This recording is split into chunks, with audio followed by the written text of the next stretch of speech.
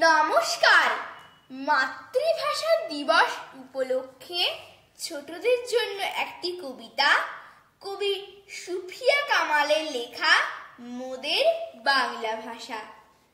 মোদের দেশের সরল মানুষ, কামার কুমার জেলে চাষা, তাদের তরে সহজ হবে মোদের বাংলা ভাষা।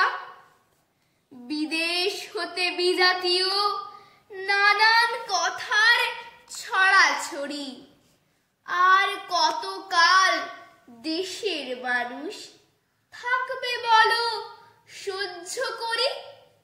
যারা আছেন সামনে আজও গুণী জ্ঞানী মনীষীরা, আমার দেশের সব মানুষের এই বেদন বুঝুন তারা।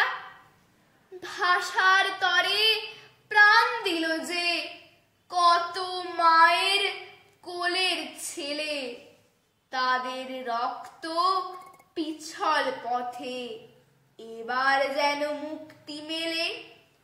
সহজ সরল বাংলা ভাষা সব মানুষের মিটাক আশা।